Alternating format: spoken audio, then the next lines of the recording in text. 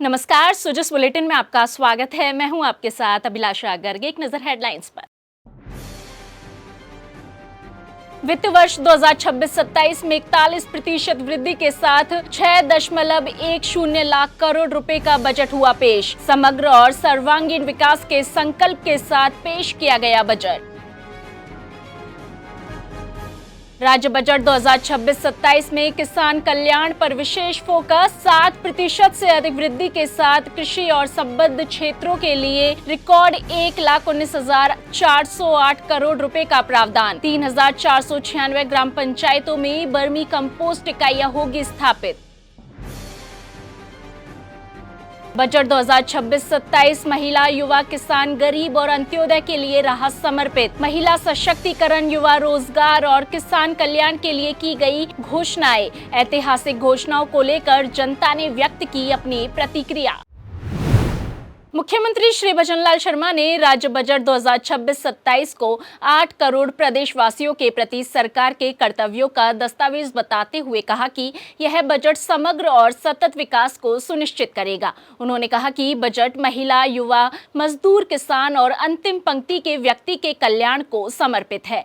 वर्ष 2026-27 का बजट आकार 6.10 लाख करोड़ रुपए है, जो वर्ष 2023-24 से 41% अधिक है। राज्य की संभावित जीएसडीपी 21.52 लाख करोड़ रुपए और प्रति व्यक्ति आय पहली बार 2 लाख रुपए से अधिक रहने का अनुमान है। मित्रों, हमारा ये 26-27 का जो बजट है में राज्य की जीएसडीपी 21,52,100 करोड़ रुपए होना संभावित है, जो वर्ष 23-24 से 41% से अधिक है।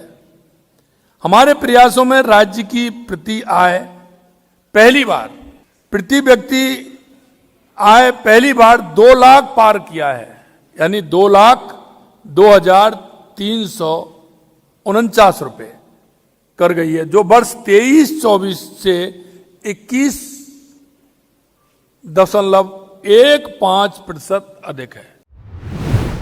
मुख्यमंत्री श्री भजनलाल शर्मा की किसान हितैषी नीतियों के तहत बजट 2026-27 में कृषि और संबद्ध क्षेत्रों के लिए 1,19,408 करोड़ रुपए का रिकॉर्ड प्रावधान किया गया है, जो पिछले वर्ष से 7.59% अधिक है। सरकार ने 35 लाख से अधिक किसानों को 25,000 करोड़ रुपए का ब्याज मुक्त फसली ऋण देने की घोषणा की है। कृषि यंत्रीकरण को बढ़ावा देने के लिए 50,000 किसानों को 160 करोड़ रुपए का अनुदान और 500 कस्टम हायरिंग सेंटर स्थापित किए जाएंगे। सिंचाई सुदृढ़ीकरण के तहत डिग्गियों, पाइपलाइन और फार्म पॉन्ड्स के लिए 585 करोड़ रुपए से अधिक का प्रावधान किया गया है, जिससे 80,000 किसान लाभान्वित होंगे। फसल सुरक्षा के लिए 20,000 किलोमीटर तारबंदी हेतु 228 करोड़ रुपए का अनुदान दिया जाएगा। उन्नत बीज वितरण, वर्मी कंपोस्ट इकाइयों की स्थापना और डिजिटल कृषि मिशन के माध्यम से तकनीकी सुविधाएं उपलब्ध कराई जाएगी। डेयरी क्षेत्र में भी 2,000 करोड़ रुपए का इंफ्रास्ट्रक्चर फंड तथा 5 लाख पशुपालकों के लिए 700 करोड़ रुपए की सहायता का प्रावधान है। कृषि बजट जैसा सर्वविदित है कि शुरुआत से ही कृषि हमारे देश की अर्थव्यवस्था का प्रमुख आधार रही है। हमारी सरकार वर्ष 2047 तक राजस्थान को टेक्नोलॉजी ड्रिवन अग्रणी कृषि शक्ति बनाए जाने के लिए प्रतिबद्ध है।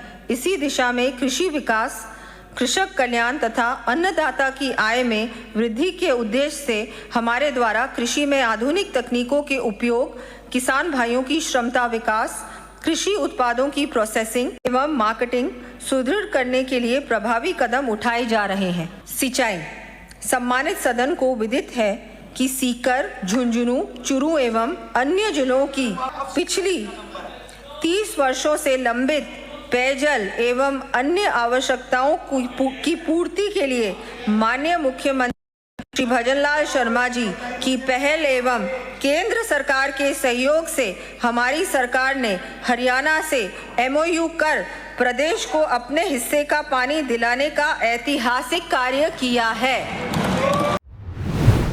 उप मुख्यमंत्री और वित्त मंत्री श्रीमती दिया कुमारी द्वारा प्रस्तुत किया गया वित्तीय वर्ष 2026-27 का बजट प्रदेश के सर्वांगीण विकास की दिशा में एक प्रगतिशील कदम है, जिसमें महिला सशक्तिकरण, युवा रोजगार, किसान कल्याण और अंतिम पंक्ति में खड़े व्यक्ति के उत्थान के लिए लोक कल्याणकारी घोषणाएं की गई है। राज्य सरकार के नीतिगत निर्णयों और बजट प्रावधानों को लेकर प्रदेश की आम जनता में सकारात्मक उत्साह देखा जा रहा है।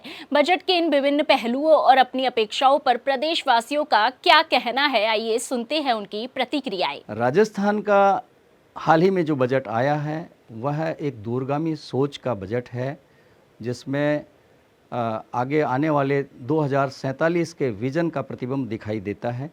इसमें एक समावेशी बजट की झलक दिखाई देती है, जिसमें महिला कल्याण, नौजवान, किसान, गरीब कल्याण, हर एक तबके का ध्यान रखा गया है, हर क्षेत्र का ध्यान रखा गया है। सड़क, बिजली, पानी, पर्यटन और नए रोजगार के अवसर, बहुत सारे ऐसे मुद्दे थे जिन पर युवा एक निराशा से गुजर रहे थे, लेकिन उनको भी इस बजट में बहुत अच्छे से एड्रेस किया गया है। ख़ास तौर से जो RSTA का गठन किया गया है, ये बहुत ही एक प्रभावी और पारदर्शी कदम साबित होने वाला है। इसके अलावा जो निधियां हैं, जैसे जो 2 लाख रुपए के आसपास जो प्रति व्यक्ति आय होने वाली है, तो आय में बढ़ोतरी, ये एक बहुत अच्छा एक लक्ष्य रखा गया है। और इसके साथ साथ जिस तरह से जो अभी स्पोर्ट्स यूनिवर्सिटी आई है और अरावली के संरक्षण के लिए जो दीवार खड़ी की जाएगी, इससे अवैध खनन रुकेगा, बायोडाइवर्सिटी बचेगी। ये पहली सरकार है जिसने आते आते अपने लक्ष्य निर्धारित किए हैं और अपने आप में एक चुनौती ली है कि हम ये बुनियादी काम करेंगे। तो इस तरह की बुनियाद भरने वाली सरकार, आगे की सोच रखने वाली सरकार की ये बजट की सौगात एक आम जन के लिए बहुत सराहनीय है। सभी उद्योग जगत के जो संगठन हैं, उन्होंने उद्योगों के लिए इसको बहुत सराहा है। 40 है, आरतिया है, किसानों के तरफ से भी बहुत ही इसमें प्रशंसनीय और उत्साहजनक रिस्पॉन्स आ रहे हैं। नौजवान खुश है, महिलाएं खुश हैं, गरीब खुश हैं।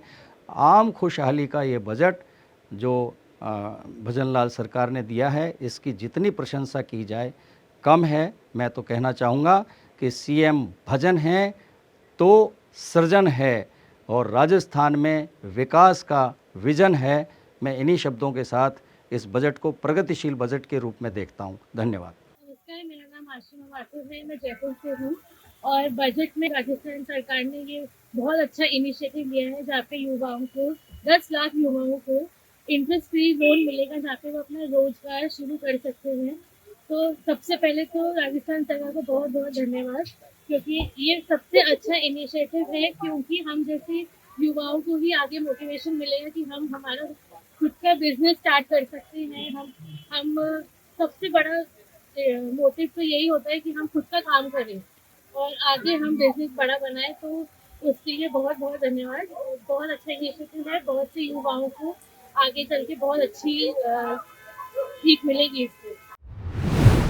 वहीं इसी क्रम में राजस्थान बजट 2026-27 पर अपनी प्रतिक्रिया व्यक्त करते हुए प्रसिद्ध फैशन डिजाइनर, सामाजिक कार्यकर्ता और वैश्विक वक्ता श्रीमती रूमा देवी ने बजट में राजस्थान सरकार के द्वारा संभागीय मुख्यालयों पर राजसखी स्टोर स्थापित करने की घोषणा और गांवों में कुटीर उद्योगों के लिए बिक्री केंद्रों और महिला पुनर्वास केंद्रों के लिए फंड उपलब्ध कराने के निर्णय का स्वागत किया। उन्होंने इन सराहनीय पहलों के लिए राज्य सरकार का आभार व्यक्त किया। नमस्कार।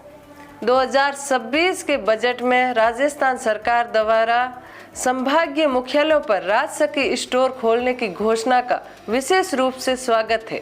गांवों में कुटीर उद्योगों से जुड़ी हुई हमारी बहनों के लिए बिक्री केंद्रों की आवश्यकता लंबे समय से महसूस की जा रही।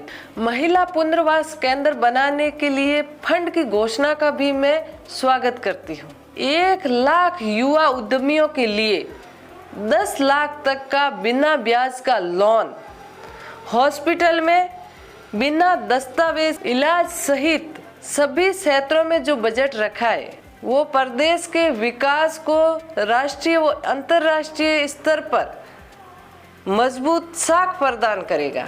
धन्यवाद। सो जिस बुलेटिन में आज के लिए इतना ही, फिर होगी आपसे मुलाकात, तब तक के लिए नमस्कार।